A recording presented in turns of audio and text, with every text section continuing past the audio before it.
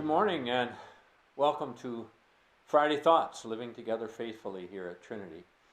And as I say that, I also offer up a wish for a very blessed new year. And I put down some thoughts, so I'm going to kind of use a script today. It's a little different for me because there's so many important things I want to be able to say to you as we end the old year of 2020 and as we start with this new year. So I hope this is a blessing for you. I want to start with a reading that we used on Christmas Eve from Isaiah 9. The people who walked in darkness have seen a great light, and those who lived in a land of darkness, of deep darkness, on them the light has shined. And also a reading from John 8. Jesus spoke to the people saying, I am the light of the world. Whoever follows me will never walk in darkness, but instead will have the light of life. So with those two scriptures in mind, I say, Happy New Year. You know, I've been reading and seeing lots of different things about, articles about good riddance to 2020. And I'm not so sure I'm ready to say just that. To be honest and truthful, certainly it was a difficult year. It was riddled with fear, confusion, sorrow, economic uncertainty, hardship for some people, the inconvenience for many, many others. And nobody, absolutely nobody, likes living with a pandemic or its aftermath. But I want to lift up the fact that the year 2020 has also forced our nation to face both our strengths and our weaknesses. In the face of the riots resulting from the death of George Floyd and others, we have had to ask ourselves some difficult questions about how we see one another and how we believe that people should be treated. We've also had a national presidential election that has been contentious and still is, and now we're facing a new administration. Yes, 2020 has been a difficult year, but do we really want to just wipe it from all of our memories?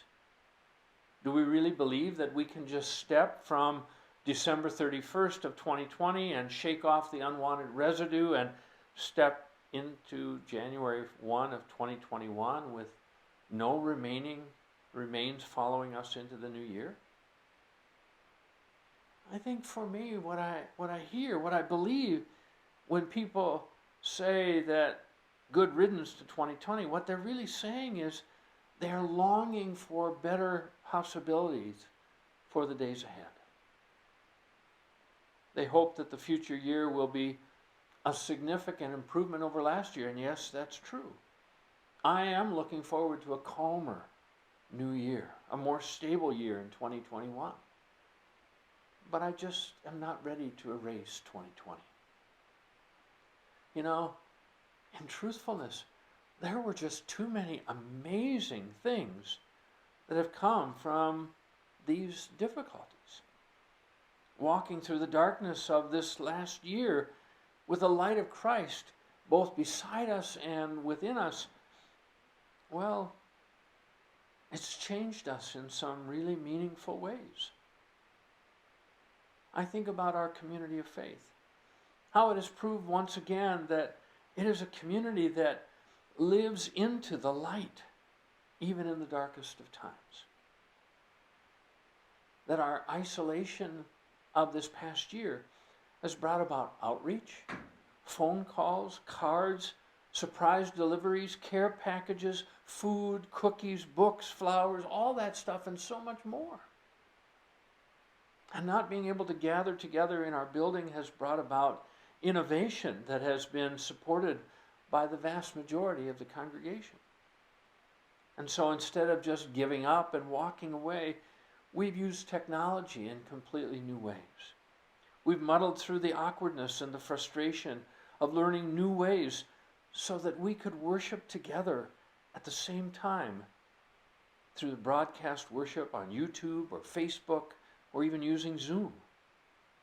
In the summer and the fall months, all who were able packed up their lawn chairs, their blankets if necessary, set them up on our church green space, or came in their cars so that we could sit 8 to 10 feet apart and be together all the while others participated through live-streamed worship. Out of the impossibility of gathering for Christian education, as we usually did, what resulted was new forms of innovation. Avery and Linda found new ways to continue education for children and youth. And our Bible studies, our spirituality groups, our youth groups, confirmation, and other forms of education have all continued in some way, sometimes in person, other times via Zoom, and all of them have been relatively well attended. And what about, for instance, our children's broadcast Christmas program, or the youth Sunday worship, or lessons and carols? All of them were amazing and will be long remembered. And what about our All Saints Sunday luminary service outside, or our Blue Christmas service that was recorded and broadcast? And especially our Christmas Eve services, 2 of them live outdoors at 4 and 5:30, even though it was only about 4 or 5 degrees out. Plus a very, very special broadcast worship if you watch that.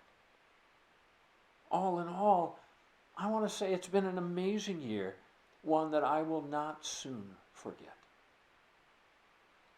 And out of grief, well, love and care still continued in a myriad of ways, especially for those who lost loved ones in this last year. And our church leadership, they've been fearless, diligent, cooperative in their work to keep the church building and our organization operating in a successful and deep and meaningful manner. And more than that, they've been prayerful, persistent in setting up protocols for us to be a community of faith while we are physically apart, and to prepare for when we are able to get back together again safely.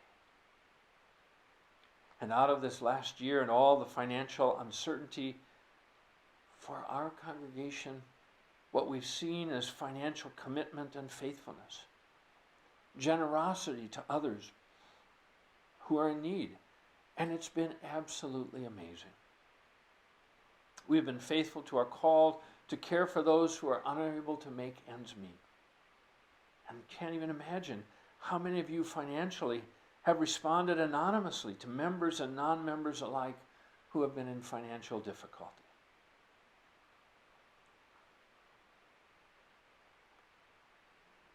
I'm simply overwhelmed by your generosity.